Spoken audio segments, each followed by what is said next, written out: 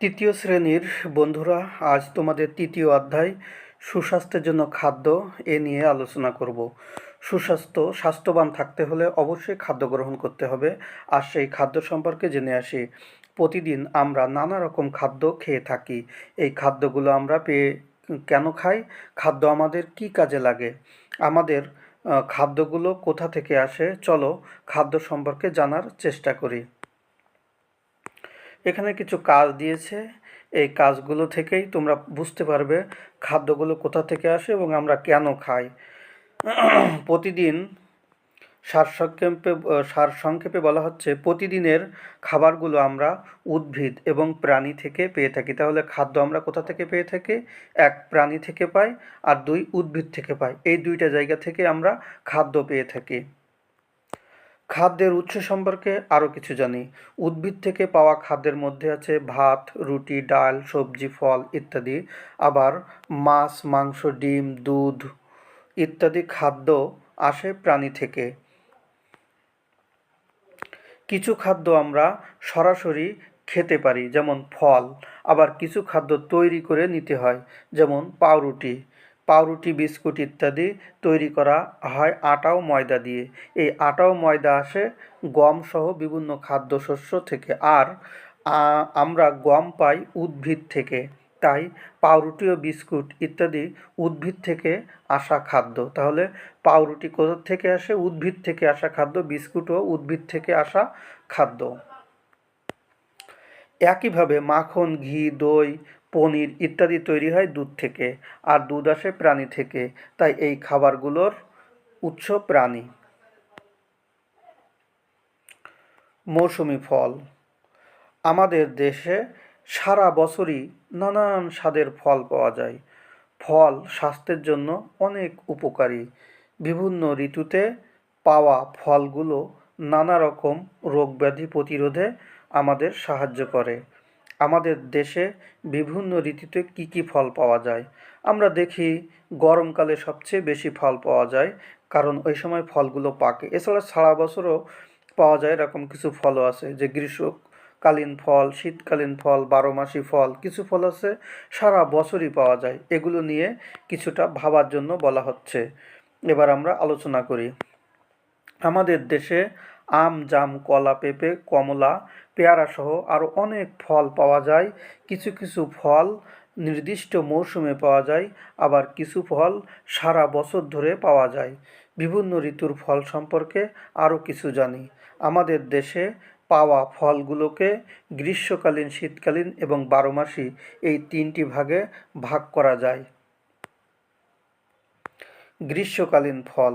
গ্রীষ্মকালীন ফলের মধ্যে রয়েছে আম, জাম, কাঁঠাল, বেল, তরমুজ, লিচু, তাল, পেয়ারা, আমড়া, জাম্বুরা, আনারস, লটকন, জামরুল ইত্যাদি। এই ফলগুলো হচ্ছে গ্রীষ্মকালে আমরা পেয়ে থাকি। এবার আসি শীতকালীন ফল। শীতকালে কী কী পাওয়া যায়? শীতকালীন ফলের মধ্যে রয়েছে বড়ই, কমলা, আমলকি, জলপাই ইত্যাদি। এবার কিছু ফলের নাম বলি যেগুলো 12 মাস পাওয়া যায়। 12 মাসি ফলের মধ্যে রয়েছে কলা। কলা 12 মাস পাওয়া যায়। পেঁপে পাওয়া যায়, নারিকেল পাওয়া যায় ইত্যাদি। এ ফলগুলো সারা বছরই কম বেশি আমরা পেয়ে থাকি। এখানে সেগুলোর ছবি দেখানো হচ্ছে। মরশুমি সবজি। আমাদের দেশে সারা বছর প্রচুর পরিমাণে নানা রকম শাকসবজি উৎপন্ন হয়। ভিন্ন ভিন্ন ঋতু, মৌসুমে ভিন্ন ভিন্ন সবজি পাওয়া যায়। সুস্বাস্থ্যের জন্য নিয়মিত শাকসবজি খেতে হয়। বিভিন্ন ঋতুতে আমাদের দেশে কি কি সবজি পাওয়া যায়, এটা উপরেই আমরা যেমন ফল পাওয়া যায় তেমন সবজিও পাওয়া যায়, সেগুলো নিচে আলোচনা করব। এখানে তোমাদের চিন্তা ভাবনা করার জন্য আগেই কিছু প্রশ্ন তৈরি করে রাখা হয়েছে। খাতায় নিচে ছকের মতো করে একটি ছক আঁকি। গ্রীষ্মকালীন সবজি, শীতকালীন সবজি, বারোমাসি সবজি। এখানে কি কি লিখবা এগুলো যদি তোমাদের জানা থাকে তো ভালো, আর জানা না থাকলে নিচে এ নিয়ে সারসংক্ষেপে আলোচনা করা আছে, এখান থেকে নিয়ে তোমরা লিখতে পারবে। আমাদের দেশে পাওয়া সবজিগুলোকে গ্রীষ্মকালীন, শীতকালীন এবং বারোমাসি এই তিনটি ভাগে ভাগ করা যায়। বিভিন্ন ঋতুর সবজি সম্পর্কে আরও কিছু জানি। এই যে গ্রীষ্মকালীন সবজি, এই সবজিগুলো গরমকালে পাওয়া যায়। শীতকালীন সবজি, এগুলো শীতকালে পাওয়া যায়। বারোমাসি সবজি, এগুলো সারা বছর পাওয়া যায় এই সবজিগুলো। এবার এই সবজিগুলো সম্পর্কে জেনে নিই। গ্রীষ্মকালীন সবজি, গ্রীষ্মকালে নানা রকম সবজি পাওয়া যায়, যেমন পটল, করলা, ঢ্যাঁড়স, মিষ্টি কুমড়া, চাল কুমড়া, কাঁকরোল, ঝিঙ্গা, ধুন্দল, চিচিঙ্গা ইত্যাদি। বিভিন্ন শাক, যেমন পুঁই শাক, ডাঁটা শাক ইত্যাদি। এছাড়া গ্রীষ্মকালে শসা, মিষ্টি কুমড়া, চাল কুমড়া, পানি, কচু ইত্যাদি পাওয়া যায়। শীতকালীন সবজি, শিম, লাউ, মূলা, টমেটো, বাঁধাকপি, ফুলকপি, গাজর ইত্যাদি হলো শীতকালীন সবজি। শীতকালে লাল শাক, পালং শাক, লাউ শাক ইত্যাদিও পাওয়া যায়। বারোমাসি সবজি, পেঁপে, কাঁচা কলা ইত্যাদি সবজি সারা বছরই পাওয়া যায়। একইভাবে বারোমাসি শাকের মধ্যে রয়েছে কলমি শাক, কচু শাক ইত্যাদি। তবে কৃষি বিজ্ঞানের অগ্রযাত্রার ফলে অনেক সবজি ও ফলমূল এখন সারা বছর ধরে উৎপাদন করা যায়। পুষ্টি উপাদান, আমরা যে সব খাবার খাই তাতে নানা রকমের পুষ্টি উপাদান আছে। খাদ্যে উপস্থিত প্রধান পুষ্টি উপাদানগুলো হলো শর্করা, আমিষ এবং চর্বি। এছাড়া রয়েছে ভিটামিন ও খনিজ লবণ। এক একটি পুষ্টি উপাদান আমাদের শরীরের এক এক কাজে লাগে, এক এক পুষ্টি উপাদান। তাই সুস্থ থাকার জন্য বিভিন্ন পুষ্টি উপাদানযুক্ত খাবার নিয়মিত গ্রহণ করতে হয়। শর্করা জাতীয় খাদ্যের প্রধান উৎস হল ভাত, রুটি, চিড়া, মুড়ি, আলু, মিষ্টি আলু ইত্যাদি। আমাদের চলাফেরা সহ সব কাজের জন্য প্রয়োজনীয় শক্তি শর্করা থেকে পেয়ে থাকি। এখানে কিছু শর্করা জাতীয় খাবারের ছবি দেখানো হচ্ছে। এবার আসি আমিষ জাতীয় খাদ্য। আমিষ, মাছ, মাংস, ডাল, শিমের বিচি, ডিমের সাদা অংশ ইত্যাদিতে আমিষ থাকে। আমাদের দেহের গঠন ক্ষয়পূরণের জন্য আমিষ প্রয়োজন। এখানে এই যে আমিষ জাতীয় খাবারের কিছু ছবি এখানে দেওয়া আছে। এবার আসি চর্বি বা তেল জাতীয় খাবার। বাদাম, দুধ, মাখন, ঘি, পনির ইত্যাদি খাদ্যে প্রচুর পরিমাণে চর্বি বা তেল রয়েছে। এছাড়া কিছু উদ্ভিদ থেকে তেল পাওয়া যায়, যেমন তিল, তিসি, সরিষা, নারিকেল, জলপাই, সূর্যমুখী, সয়াবিন ইত্যাদি। শর্করার মতোই চর্বি বা তেলও আমাদের শক্তি যোগায়। চর্বি আমাদের দেহের সৌন্দর্য বৃদ্ধি করে। শরীরে কিছু পুষ্টি উপাদান ও ভিটামিন শোষণ হওয়ার জন্য চর্বির প্রয়োজন। ভিটামিন ও খনিজ লবণ, ফল ও শাকসবজি থেকে আমরা ভিটামিন ও খনিজ লবণ পাই। ভিটামিন ও খনিজ লবণ আমাদের কর্মক্ষম ও সুস্থ রাখে, রোগ প্রতিরোধ ক্ষমতা বৃদ্ধি করে। ভিটামিনের অভাবে শরীরে বিভিন্ন ধরনের রোগ হয়, যেমন রাতকানা রোগ। এই রোগ হলে মানুষ রাতে কম দেখতে পায়। পানি, পানি সরাসরি পুষ্টি উপাদান নয়, তবে শরীরের বিভিন্ন কাজের জন্য পানির প্রয়োজন। খাদ্য হজম এবং দেহে পুষ্টি উপাদান শোষণের জন্য পর্যাপ্ত পরিমাণে বিশুদ্ধ পানি পান করা প্রয়োজন। পানির মাধ্যমে শরীরে উৎপন্ন বর্জ্য পদার্থ ঘাম ও মূত্রের সাথে বের হয়ে আসে।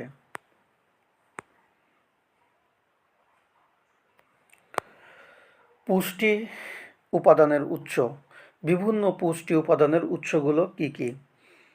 এখানে কিছু প্রশ্ন করবে, এই প্রশ্নগুলোর উত্তর যদি তোমরা পারো ভালো, আর না পারলে এগুলোর উত্তর সারসংক্ষেপ থেকে নিতে পারো। যেমন নিচের ছকের মতো একটি ছক তৈরি করে, ওখানে একটা ছক দেওয়া আছে। এখানে শর্করা কোন কোন খাবার, আমিষ কোন কোন খাবার, চর্বি বা তেল কোন কোন খাবার উপরে আলোচনা করা হয়েছে, ওখান থেকেও আমরা নিয়ে এখানে বসাতে পারি। বা খনিজ লবণ কী কী খাবারে থাকে, এগুলো উপর থেকে নিয়ে আমরা বসাতে পারি। খাদ্যে উপস্থিত প্রধান পুষ্টি উপাদানগুলো হলো শর্করা, আমিষ, চর্বি, ভিটামিন ও খনিজ লবণ। শর্করার প্রধান উৎস হলো ভাত, রুটি ইত্যাদি শস্যজাতীয় খাদ্য। মাছ, মাংস, ডাল, শিমের বিচি, ডিমের সাদা অংশ ইত্যাদিতে আমিষ থাকে। বাদাম, দুধ, মাখন, ঘি, পনির, চর্বিযুক্ত মাছ ইত্যাদি খাদ্যে প্রচুর পরিমাণে চর্বি বা তেল রয়েছে। তাছাড়া ফল ও শাকসবজি থেকে আমরা ভিটামিন ও খনিজ লবণ পাই। পুষ্টি উপাদানের উৎস নিয়ে আরও কিছু জানি। প্রতিটি পুষ্টি উপাদানের প্রধান উৎস হিসেবে আমরা খাবারের নাম জেনেছি, তবে একই খাবারের মধ্যে একাধিক পুষ্টি উপাদানও থাকতে পারে। যেমন দুধ এমন একটি খাবার যাতে শর্করা, আমিষ, চর্বি, ভিটামিন, লবণ ও পানি ইত্যাদি সবকটি উপাদান আছে। ডিমের সাদা অংশ আমিষ আর কুসুম চর্বি জাতীয় পদার্থ। মিষ্টি ফল যেমন কলা বা পাকা আম বা কাঁঠালে ভিটামিন ও খনিজ লবণ ছাড়াও শর্করা থাকে। উল্লেখ্য যে এখানে আমরা খাদ্যের প্রধান পুষ্টি উপাদানগুলো সম্পর্কে জেনেছি। এগুলোর বাইরেও আরও কিছু প্রয়োজনীয় পুষ্টি উপাদান খাদ্যের মধ্যে থাকে। এগুলো সম্পর্কে আমরা পরবর্তী শ্রেণীগুলোতে জানতে পারব।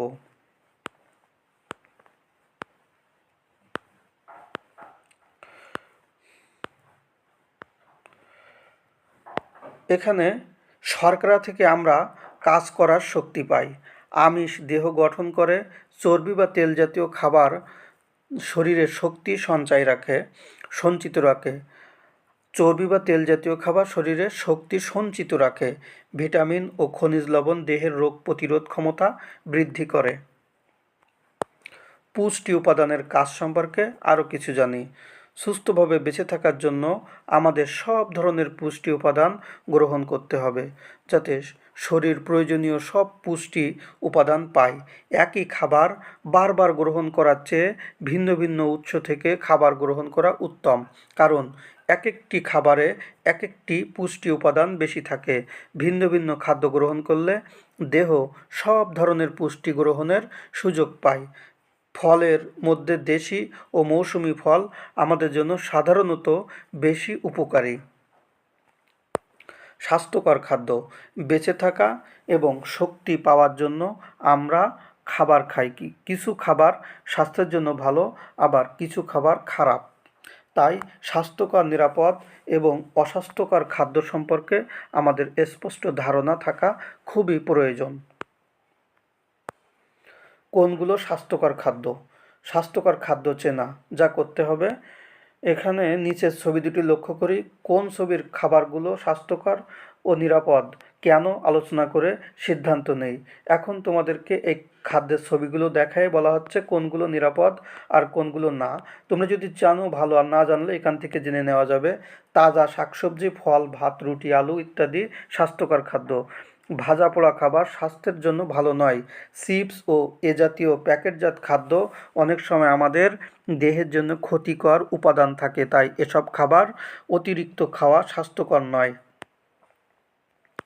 পুষ্টি উপাদানের উৎস নিয়ে আরও কিছু জানি। তাজা শাকসবজি, ফলমূল, ভাত, রুটি, দুধ, ডিম, ডাল, মাছ, মাংস ইত্যাদি খাবার থেকে আমরা আমাদের প্রয়োজনীয় পুষ্টি পাই।